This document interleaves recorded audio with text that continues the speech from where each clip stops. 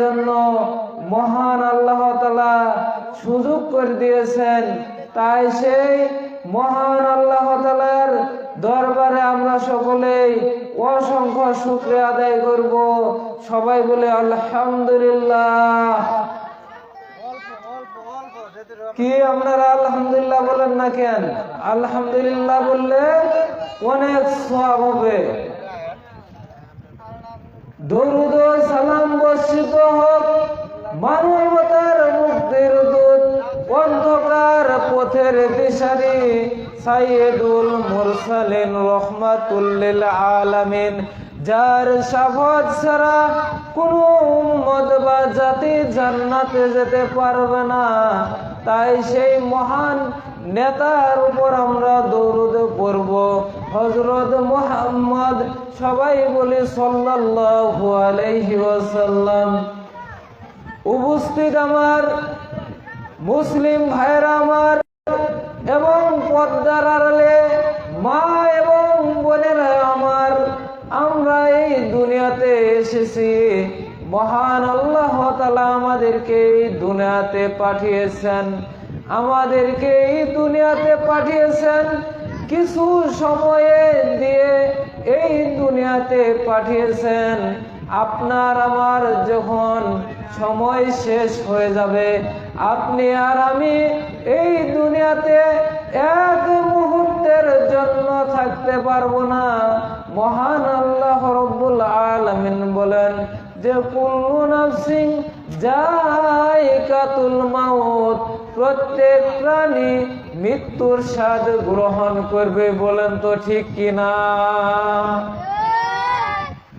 মৃত্যু মানুষের আসবে, আপনি আমি যেখানেই থাকি না কেন মৃত্যু আপনার আমার জন্য আসবে আসবে।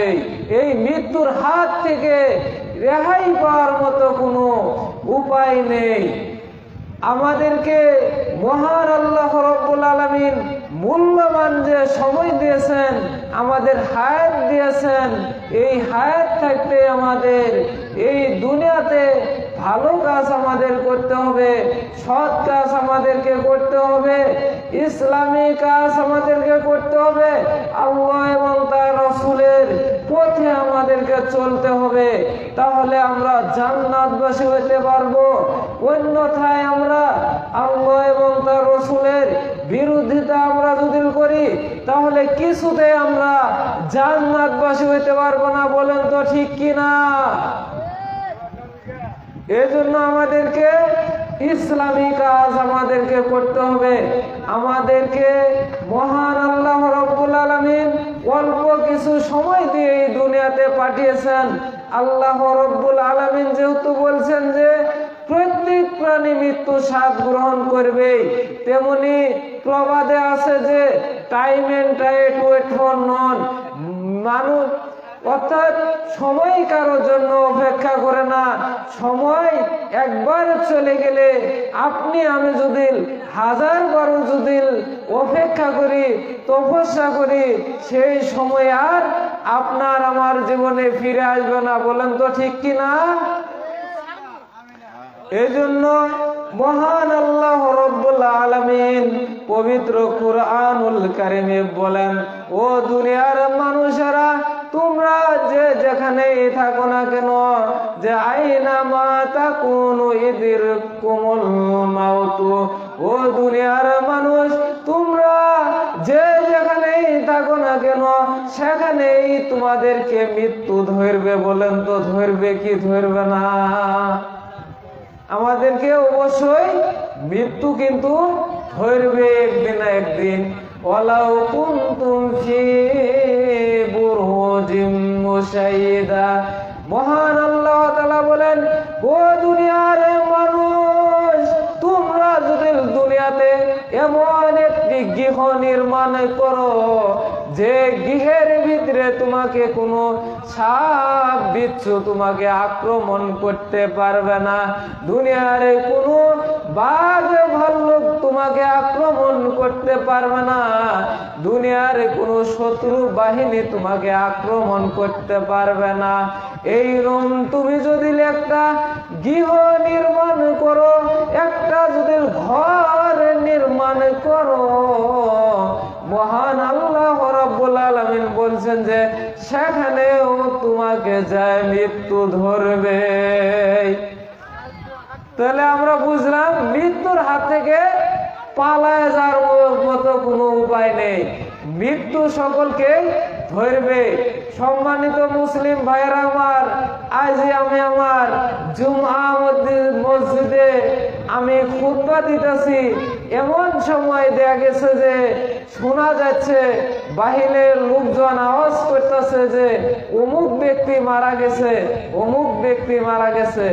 অর্থাৎ আপনাদের এই যে ডেভেলপমেন্ট এমনকি তার আত্মীয় স্বজন তাকে পানি দিতেছে, এমন সময় আল্লাহ তাআলা তার রূহটা টান দিয়ে নিয়েছেন, কিন্তু তার আত্মীয় স্বজন পাশে থাকা সত্ত্বেও তার রূহটা আটকাতে পারেন নাই। বলেন তো আপনার আমার রূহকে কেউ কি আটকাতে কি পারবে? কেউ পারবে না, আপনার আমার রূহ কেউ আটকাতে পারবে না। সেই জন্য আল্লাহ তাআলা বলছেন যে তোমরা যে যেখানেই থাকো না কেন মৃত্যু তোমাদেরকে ধরবে। এই মৃত্যুর হাত থেকে পালিয়ে যাওয়ার মতো কোনো উপায় নেই। সেজন্য মহানবী হযরত মুহাম্মদ সাল্লাল্লাহু আলাইহি ওয়াসাল্লাম ফরমাইছেন যে ও দুনিয়ার মানুষেরা, তোমরা কি করো? আকসিরু যিকরা হাজিমিল লাযাতিল মাউত, তোমরা বেশি বেশি করে তোমরা মৃত্যুকে তোমরা স্মরণ করো, কেননা মৃত্যু দুনিয়ার স্বাদকে ধ্বংস করে দেয়। দুনিয়ার স্বাদ কি এগুলো আমাদের বুঝতে হবে। দুনিয়ার স্বাদ কি? যার দেখবেন যে এই দুনিয়াতে একতলা বিল্ডিং আছে, ওই ব্যক্তি চিন্তা করবে যে কিভাবে সে 2 তলা বিল্ডিং করবে, কিভাবে সে 3 তলা বিল্ডিং করবে, কিভাবে সে 4 তলা বিল্ডিং করবে। আবার যে ব্যক্তির 4 তলা বিল্ডিং আছে, ওই ব্যক্তি চিন্তা করবে কিভাবে 5 তলা 7 তলা 10 তলা পর্যন্ত বিল্ডিং তৈরি করা যায়। তার এরকম মনের ভিতরে আকাঙ্ক্ষা থাকবে, দুনিয়ার চিন্তাধারার ভিতরে থাকবে। এবং কি যে ব্যক্তি দুনিয়াতে একটা কোম্পানি অথবা ইন্ডাস্ট্রির মালিক, ওই ইন্ডাস্ট্রির মালিক চিন্তা করবে যে আমার একটা ইন্ডাস্ট্রি, একটা কোম্পানি, আমি কিভাবে আরো বিজনেস করলে আরো কয়েকটা কোম্পানির মালিক আমি হতে পারবো, আরো আমি কয়েকটা ইন্ডাস্ট্রির মালিক আমি হতে পারবো। এগুলো হচ্ছে দুনিয়ার স্বাদ। সম্মানিত মুসলিম ভাইয়েরা আমার এবং পর্দার আড়ালে মা এবং বোনেরা আমার, এই দুনিয়ার স্বাদগুলো আমরা যদি মৃত্যুকে যদি স্মরণ করি, তাহলে দুনিয়ার স্বাদ আমাদেরকে ধ্বংস করে দেবে। আল্লাহ রাসূলের হাদিস, আপনি আমি যদি মৃত্যুর কথা যদি স্মরণ করি, হাই আমি যে এই কাজে আছি, এমন অবস্থায় যদি আমার মৃত্যু এসে যায়, তাহলে আমার উপায়টা আমার কি হবে? কাজেই আমাকে আল্লাহ এবং তার রাসূলের পথে আমাকে চলতে হবে। নামাজের জন্য যখন এই মুয়াজ্জিন সাহেব মসজিদের মাইক দিয়ে বলবে যে হাইয়া আলাস সালাহ, হাইয়া আলাস সালাহ, নামাজের জন্য আসো, সে সময় আপনাকে আমাকে মৃত্যুর কথা স্মরণ করতে হবে। স্মরণ করে আপনাকে আমাকে নামাজের দিকে যেতে হবে। বলেন তো ঠিক কিনা? বলেন তো ঠিক কিনা? নামাজে যেতে হবে কি হবে না? অবশ্যই আপনাকে আমাকে নামাজের দিকে যেতে হবে। এই জন্য একটা ইসলামিক গজল আছে যে নামাজকে বলো না কাজ আছে, কাজকে বলো আমার নামাজ আছে, নামাজকে বলো না কাজ আছে, কাজকে বলো আমার নামাজ আছে। বলেন তো আমরা কি আগে কাজ আগে করবো না আগে নামাজ নামাজের সময় আগে কি করব? নামাজ আগে করবো। কি যুবক ভাইরা তোমরা কথা বলো না কেন?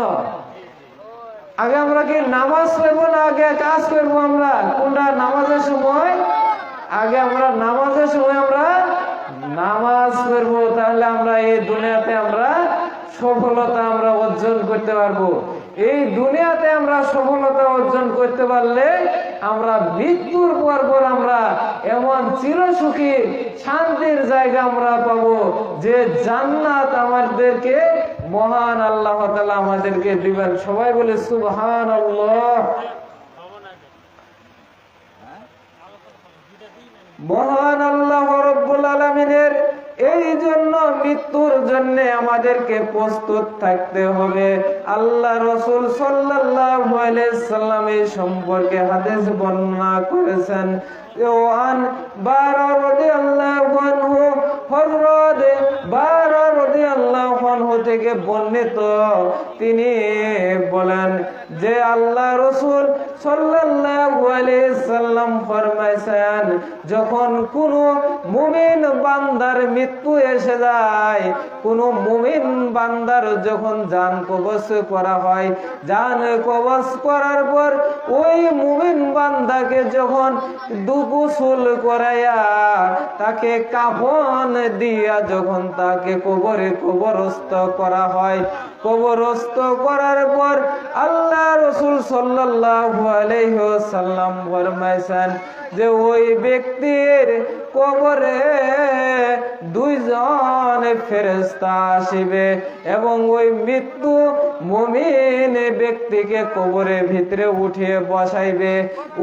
উঠিয়ে বসায় বলবে যে ফায়াকুলু মান রব্বুকা, ফায়াকুলানে মান রব্বুকা। ওই মৃত্যু ব্যক্তিকে মুমিন বান্দাকে কবরের ভিতরে ফেরেশতারা উঠিয়ে বলবেন, ও মুমিন বান্দা, বলো তো এবার তোমার রবকে, মান রব্বুকা, তোমার রবকে। এবার ওই মুমিন বান্দা বলবে রব্বি আল্লাহ, আমার রব হচ্ছে আল্লাহ। বলেন তো আমাদের রবকে? আমাদের রবকে? লিল্লাহে তাকবীর।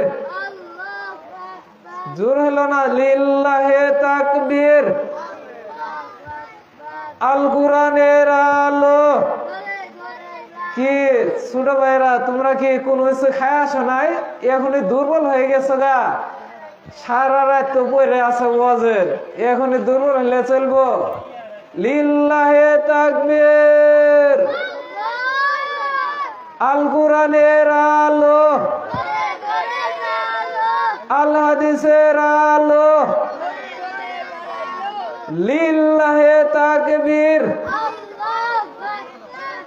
প্রিয় মুসলিম ভাইয়েরা আমার এবং পর্দার আড়ালে মা এবং বোনেরা আমার, মহান আল্লাহ রাব্বুল আলামিন, আল্লাহ রাব্বুল আলামিনের হুকুমে এবার ফেরেশতারা ওই মুমিন বান্দাকে আবার জিজ্ঞাসা করবেন, ফায়াকুলানে মা দিনুকা, তোমার দিন কি?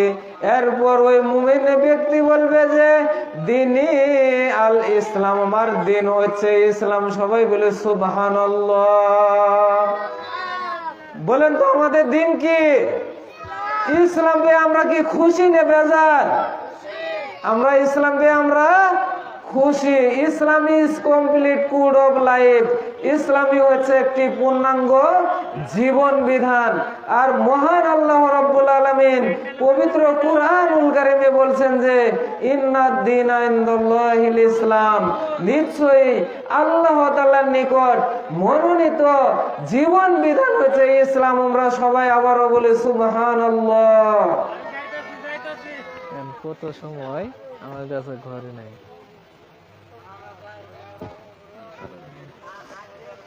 এরপরে ফেরেশতারা ওই ব্যক্তিকে 3 নম্বরে প্রশ্ন করবে, ফায়াকুলানে মা হাজার রাসূল। এই ব্যক্তিকে অর্থাৎ কবরের ভিতরে আল্লাহ এবং তার রাসূলের ছবি দেখিয়ে বলানো হবে। আল্লাহ রসুলের ছবি কবরের ভিতরে ফেরেশতারা দেখিয়ে বলবেন, ও মৃত ব্যক্তি, ও মুমিন ব্যক্তি, এই ব্যক্তিটাকে, এটা কার ছবি তুমি বলো তো। সে সময় ওই মুমিন ব্যক্তি বলবে যে হুয়া রাসূলুল্লাহি সাল্লাল্লাহু আলাইহি সাল্লাম, তিনি হচ্ছেন আমাদের নবী হযরত মুহাম্মদ। সবাই বলে সাল্লাল্লাহু আলাইহি ওয়াসাল্লাম। এভাবে মুমিন ব্যক্তি কি করবে, কবর থেকে সে উত্তর দিবে, জবাব দিবে, প্রশ্নের জবাব দিবে মুমিন ব্যক্তি। অন্যথায় যারা মুনাফিক পাপী বান্দা, তাদের জন্য হবে সে সময় ভয়াবহ কঠিন শাস্তির, যে শাস্তির কোনো সীমানা থাকবে না। মহান আল্লাহ রাব্বুল আলামিনের এইগুলো প্রশ্নের উত্তর দেওয়ার পর আল্লাহ তাআলা একটা আওয়াজের মাধ্যমে বলে দিবেন, আমার বান্দা যা বলেছে সে সত্য বলেছে, আমার বান্দা যা বলেছে পিওর, 100% পিওর, 100% সে খাঁটি কথা বলেছে। কাজে আমার বান্দার জন্য জান্নাতের পোশাক পরিয়ে দাও, আমার বান্দার জন্য জান্নাতের বিছানা বিছিয়ে দাও, এবং আমার বান্দার জন্য জান্নাতের সাথে তার কবরকে আলিঙ্গন করে দাও। আল্লাহ তাআলার হুকুমে তাই করা হবে। ওই ব্যক্তিকে জান্নাতি পোশাক পরিয়ে দেওয়া হবে, জান্নাতের বিছানা বিছিয়ে দেওয়া হবে, জান্নাতের সাথে তার কবরকে আলিঙ্গন তথা সংযোগ করে দেওয়া হবে। এরপর ওই মুমিন বান্দা কবর থেকে জান্নাতের সকল নিয়ামত গুলো ভোগ করতে থাকবে। আমরা সবাই বলি সুবহানাল্লাহ। অন্যথায় মুনাফিক পাপী বান্দাকে যখন এইগুলো প্রশ্ন করা হবে যে মান রব্বুকা, তোমার রবকে, ওই ব্যক্তি এভাবে গরসর হয়ে বলবে যে হা হা লা আদরি, হা হা লা আদরি, হাই হাই আমি কিছুই জানি না। এরপরে ওই মুমিন বান্দা, পাপী বান্দা, যে ইসলামের বিরোধিতা করেছে, মুনাফিকি বান্দা, আল্লাহ এবং তার রাসূলের বিরোধিতা করেছে, আলেমদের বিরোধিতা করেছে, আলেমদের দেখলেই গালি দিছে, ওই পাপাচার বান্দা সে সময় আর কবরের ভিতরে আর আল্লাহ তাআলার প্রশ্নের আল্লাহ তাআলার ফেরেশতার প্রশ্নের জবাব দিতে পারবে না। এরপরে তাকে আবার প্রশ্ন করবে যে মা দিনুকা, তোমার দিন কি। এবার ওই মুনাফিক পাপী বান্দা এবার বলবে হা হা লা আদরি, হাই হাই আমি তো কিছুই জানি না, আমি তো কিছুই জানি না।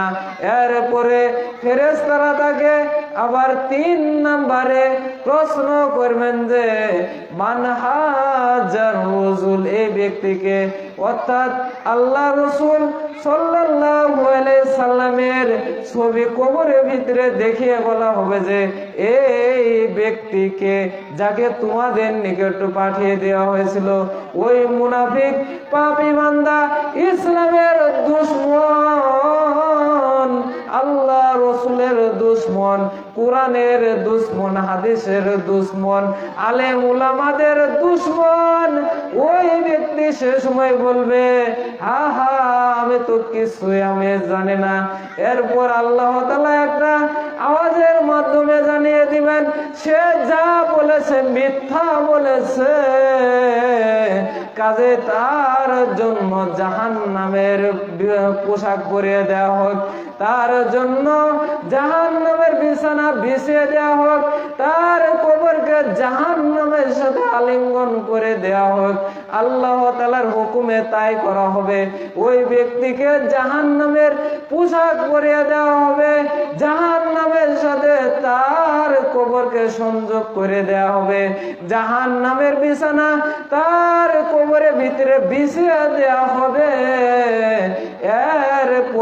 ব্যক্তি সেখানে জাহান্নামের সকল শাস্তি ভোগ করতে থাকবে। সম্মানিত মুসলিম ভাইরা, সময় কম, আসলে অল্প সময়। আমার নিয়ত ছিল যে আমি আরো আগে আলোচনা করলাম নি।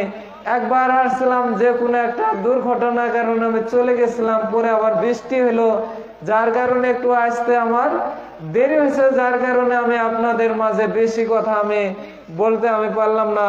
ইনশাআল্লাহ আল্লাহ তাআলা আমাকে যদি অন্যদিন কোনোদিন আপনাদের সামনে যদি নিয়ে আসে, ইসলামী আলোচনা, কোরআন হাদিস থেকে আলোচনা করব, আল্লাহ তাআলা যদি সুযোগ করে দেয়।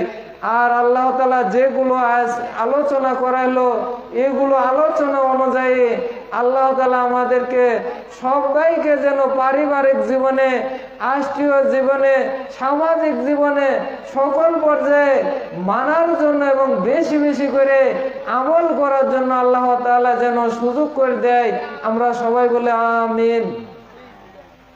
এ বলে আমি আমার সংক্ষিপ্ত বক্তব্য শেষ করছি। আসসালামু আলাইকুম ওয়া রাহমাতুল্লাহি ওয়া বারাকাতুহু।